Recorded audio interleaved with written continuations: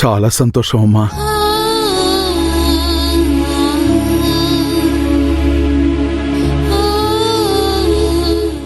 అమ్మా, నువ్వు నన్ను క్షమిస్తావా? అదేంటి నాన్న, మీరు నన్ను క్షమించమని అడగడం ఏంటి? ఆ రోజు నిన్ను అవమానించి మాట్లాడి ఇంటి నుంచి బయటికి వెళ్ళమన్నాను. నీ మనసు ఎంత బాధపడి ఉంటుందో నేను అర్థం చేసుకోగలనమ్మా.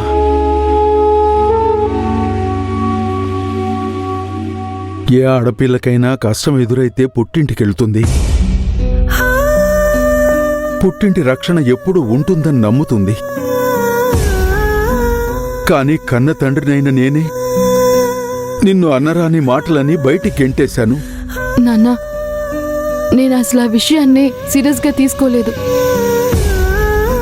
మీరు అనవసరంగా బాధపడకండి. అసలు ఆ రోజు నేను ఎందుకు అలా చెయ్యాల్సి వచ్చిందో నీకు చెప్పాలమ్మా. నువ్వున్న పరిస్థితుల్లో నీకు రక్షణ చాలా అవసరం. ఈ వయసులో నీకెలాంటి రక్షణ ఇవ్వలేని నిస్సహాయుణ్ణి నేను. అందుకే నిన్ను ఇంట్లోంచి వెళ్ళమని చెప్పాను.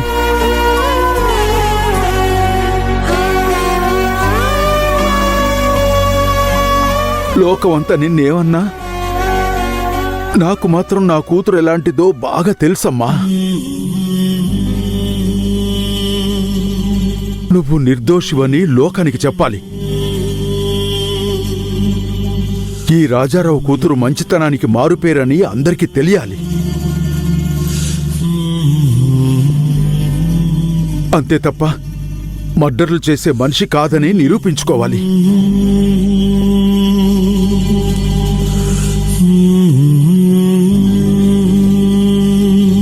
అది నువ్వు అనుకుంటే సాధించగలవమ్మా. నీ ప్రయత్నానికి నేను ఆటంకం కాకూడదు. అందుకే నీ శత్రువుల దృష్టి మార్చడానికి నిన్నింట్లోంచి బయటికి పంపించాను తప్ప నువ్వంటే ఇష్టం లేక కాదమ్మా. ఆ విషయం మీరు నాకు ప్రత్యేకంగా చెప్పాలన్నానా? ఆ మాత్రం నేను తెలుసుకోలేనా? ఎవరిని చిన్న మాట కూడా అనని మీరు నా మీద అంత కోపడినప్పుడే నాకు తెలుసు నాన్న. మీరు నన్ను ఎందుకు బయటికి వెళ్ళమన్నారు? ఏ రోజుకైనా నేను ఏ నేరం చేయలేదని నిరూపిస్తాను. మీరు ఆశించినట్టుగా కలెక్టర్నై మీ కళ్ళ ముందు నిలబడతాను. ఇట్స్ మై ప్రామిస్ నాన్న.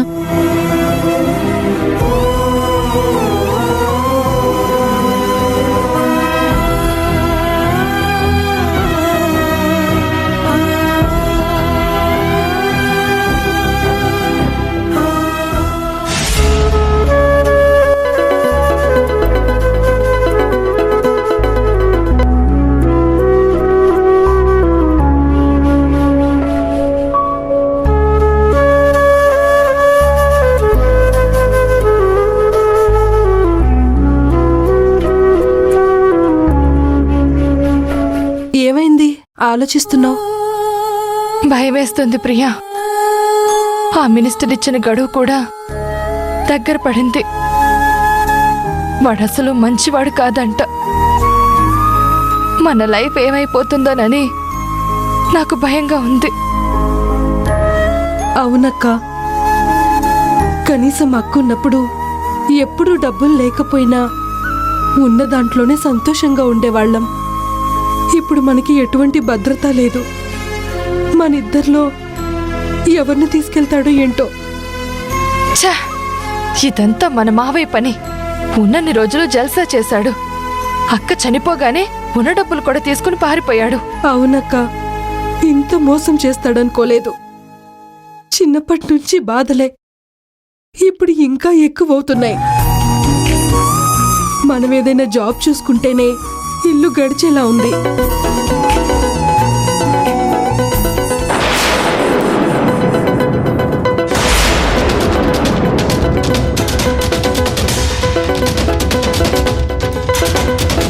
ప్రియా, మళ్ళీ ఫోన్ చేస్తున్నాడు. ఇప్పటికే 2 సార్లు కాల్ చేశాడు. ఇప్పుడు కూడా లిఫ్ట్ చేయకపోతే డైరెక్ట్గా ఇంటికి వచ్చేస్తాడేమో. ఇదిగో నువ్వు లిఫ్ట్ చేయి. అమ్మో నాకు భయం అక్క, నువ్వే లిఫ్ట్ చేయి. ఓకే సరే, స్పీకర్లో పెడతాను. హలో, ఏంటి వేషాలేస్తున్నారా? ఫోన్ చేస్తే లిఫ్ట్ చేయట్లేదు. మీ మామలాగా మీరు కూడా పారిపోదామని చూస్తున్నారా? అయ్యో అదేం లేదండి, ఫోన్ సౌండ్ తక్కువగా ఉన్నట్టుంది, అందుకే వినపడలేదు. ఎక్కడ నా డబ్బులు? ఎంత సర్దుబాటు అయ్యాయి? అదే పనిలో ఉన్నామండి. తెలిసిన వాళ్ళందరినీ అడిగాం, కానీ అంత డబ్బు ఎవరి దగ్గర లేదంటున్నారు. మీరేం చేస్తారో నాకు అనవసరం. నాకు సాయంత్రంలోగా నా డబ్బు నాకు కావాలి. సాయంత్రం వరకా? మా వల్ల కాదండి. ఇప్పటికే చాలా కష్టాల్లో ఉన్నాం, మీరు కూడా చూస్తున్నారు కదా. మీ వల్ల కాకపోతే మీ ఇద్దరిలో ఎవరో ఒకరిని కిడ్నాప్ చేయించి నా దగ్గర పెట్టుకుంటాను.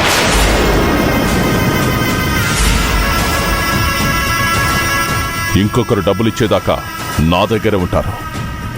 గుర్తు పెట్టుకోండి. లేదండి, సర్దుతాం. ఎలాగైనా సరే మీ డబ్బు మీకు ఇచ్చేస్తాం.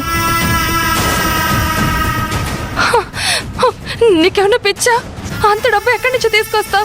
సాయంత్రం లోపు ఎవరిస్తారు? మరేం చేయమంటావే? ఒకవేళ ఆ మినిస్టర్ నిన్ను కిడ్నాప్ చేస్తే?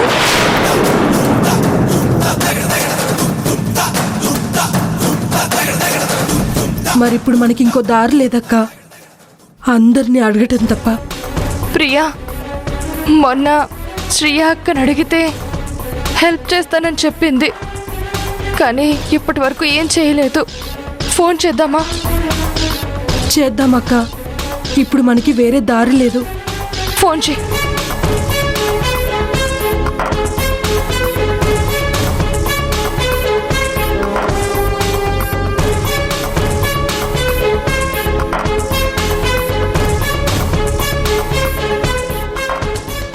శ్రీయ ఫోన్ లిఫ్ట్ చేయట్లేదు. తప్పు లేదు, వాళ్ళ డాడీ కనిపించట్లేదని తనెంత కంగారు పడుతుందో. ఇప్పుడు మనకేం హెల్ప్ చేస్తుంది? ఇప్పుడు శ్రీయ కూడా చేతులెత్తేస్తే మనకెవరు సాయం చేస్తారు?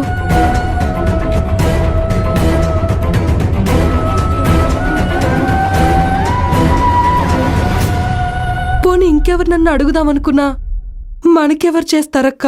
అంత డబ్బు మనల్ని చూసి ఎవరిస్తారు? మనకింక వేరే ఆప్షన్ కూడా లేదు. డైరెక్ట్ గా శ్రీయా దగ్గరికే వెళ్ళి అడుగుదామా? సరే అక్క.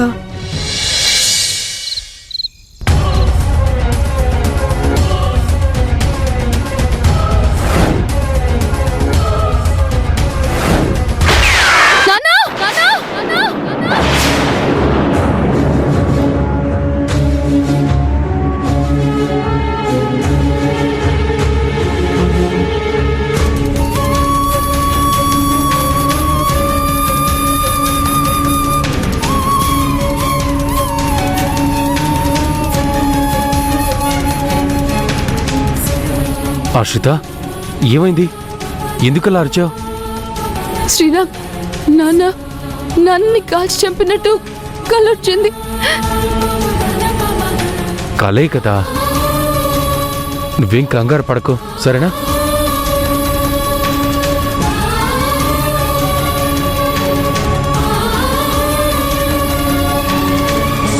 ఇదిగో ఈ నీళ్లు తాగు. చూడు ఆశ్రిత, మీ నాన్నగారికి ఏం కాదు.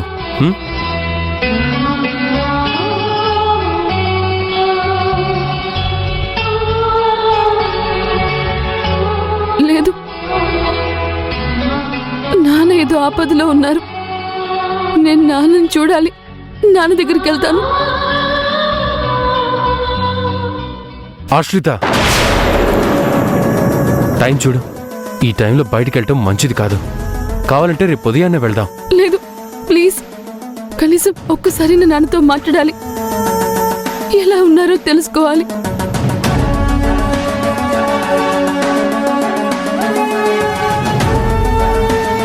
ఇప్పుడు టైం 12 అయింది.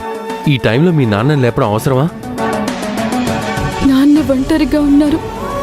నేను నాన్నకి అండగా ఉండాల్సిన టైంలో నాకు ఇవన్నీ తలకి చుట్టుకున్నాయి. ఎక్కువ టైం తీసుకోను, 2 నిమిషాలు మాట్లాడతాను. ఆశ్రిత, ఈ టైంలో వద్దు. అంతగా చూడాలి అంటే రేపు వెళ్దాం. కావాలంటే ఒకసారి కాల్ చేయి.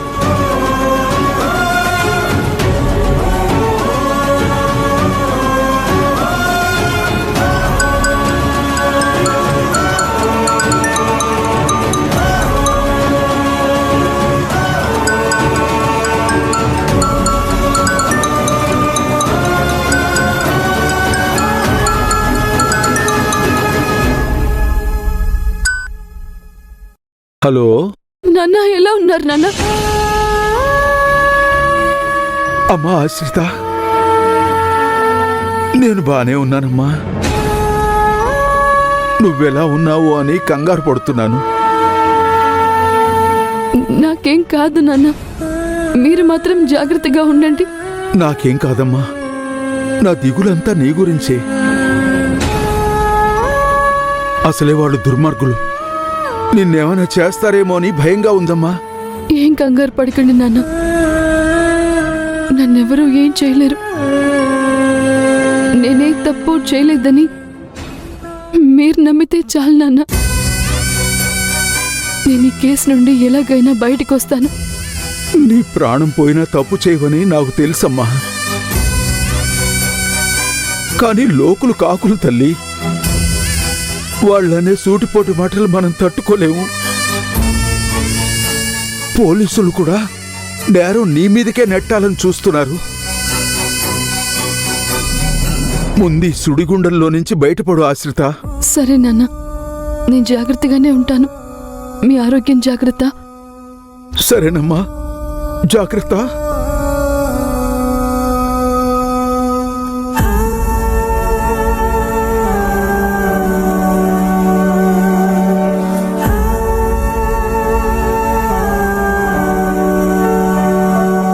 నా వల్లే నాన్న ఒంటరిగా ఉండాల్సి వచ్చింది. ఈ వయసులో తోడుండి చూసుకోవాల్సిన బాధ్యత నాది. కానీ ఈ సంఘటనల వల్ల పాపం నాన్న ఒంటరిగా ఉండాల్సి వస్తుంది. నేనిక్కడ నిన్ను ఇబ్బంది పెడుతున్నాను. ముందు ఈ కేసు నుంచి ఎలా బయటపడాలో ఆలోచించు. నువ్వు నిర్దోషిగా ప్రూవ్ అయితే మొత్తం మీ నాన్న దగ్గరే ఉండొచ్చు. సరేనా? ఇంకేం ఆలోచించకుండా పడుకో.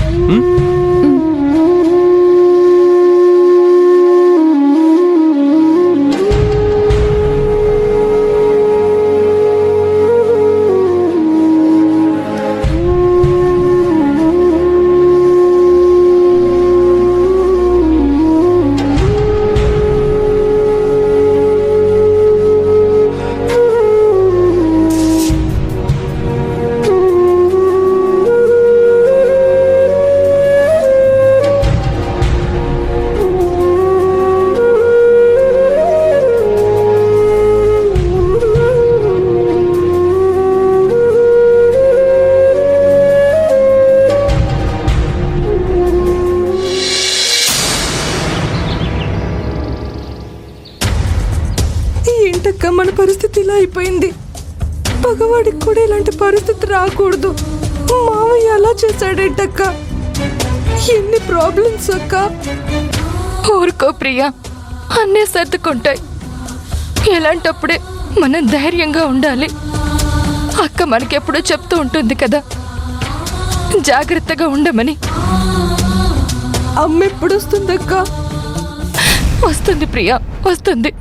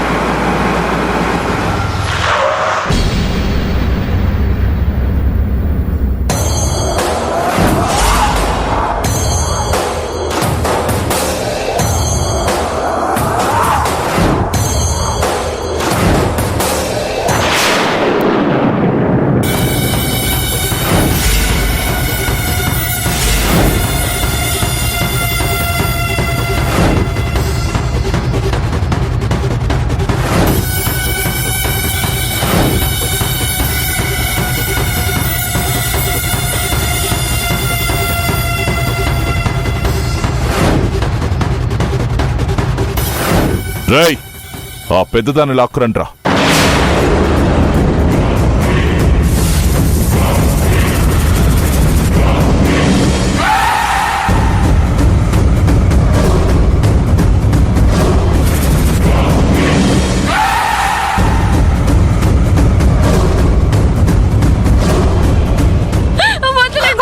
లాక్కురండ్రా. దీన్ని జీప్లో పడేయండి. సార్ మీ డబ్బు కోసమే తిరుగుతున్నాం సార్. కొంచెం టైం ఇవ్వండి సార్. మా అమ్మగారు ఆ పని మీద ఊరెళ్ళారు సార్. అక్క చెప్పేది నిజమే సార్. ప్లీజ్ సార్, మీకు దండం పెడతాను, మా అక్కని తీసుకెళ్ళండి. మీ మాటలు వినడానికి ఇక్కడికి రాలేదు. రేయ్, వీళ్ళ మాటలేంట్రా వినేది? తీసుకెళ్ళండి. Sir sir sir please sir, మీ డబ్బులు మీకు ఇచ్చేస్తాం. మీ డబ్బులు మీకు ఎలాగైనా ఇచ్చేస్తాం. నా అక్కని మాత్రం తీసుకెళ్ళకండి సార్. Please sir. రేయ్, ఎక్కువ మాట్లాడితే నిన్ను కూడా కారు ఎక్కిస్తా. మినిస్టర్ గారు, మీ కాళ్ళు పట్టుకుంటాను, కొంచెం టైం ఇవ్వండి సార్. మా మావయ్య ఎక్కడున్నాడు కనుక్కోవడానికి మా అమ్మ వెళ్ళింది సార్. అప్పటి వరకు కొంచెం టైం ఇవ్వండి సార్, ప్లీజ్ సార్. నీకు టైం ఇచ్చే ప్రసక్తే లేదు.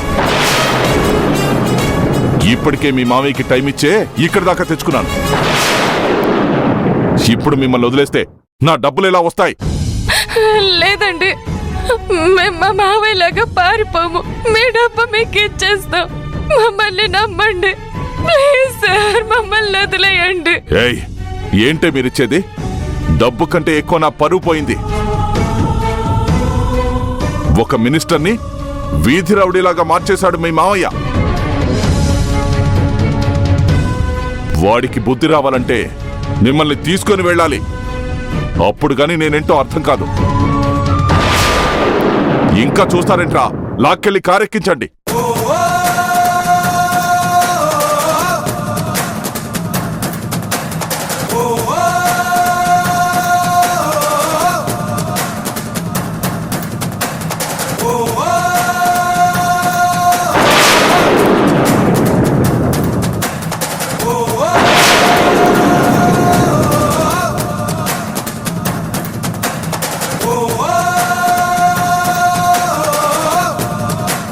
అక్క, నువ్వేం టెన్షన్ పడకక్క, నీకేం జరగదు. నేను ఎలాగైనా డబ్బు తీసుకొస్తాను. ఏయ్, చూడు, నువ్వు పోలీసుల దగ్గరికి వెళ్ళినా ఏం లాభం ఉండదు. ఎవరు కూడా ఈ మినిస్టర్తో పెట్టుకోవాలని చూడరు. కాబట్టి నీకు మీ అక్క కావాలంటే డబ్బైనా తీసుకొనిరా, లేక మీ మావయ్యనైనా తీసుకొచ్చి నా కాళ్ళ దగ్గర పడే. అంతవరకు మీ అక్క నా దగ్గరే ఉంటుంది. అర్థమైందా? తీసుకెళ్ళండ్రా. అక్క,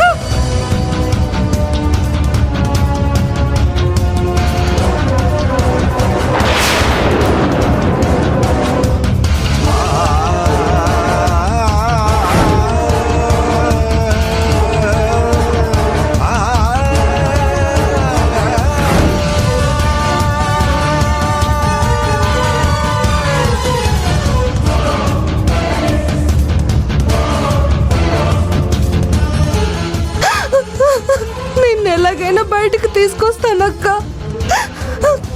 ఆ మినిస్టర్ నుండి నిన్ను విడిపిస్తాను.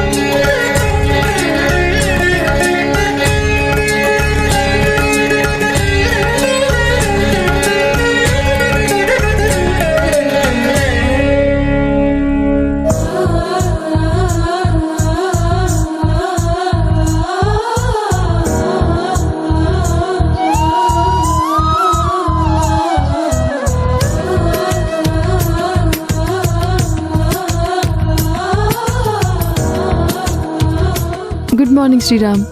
Good morning. ఇంతకీ టైం ఎంత అయింది? 7:30.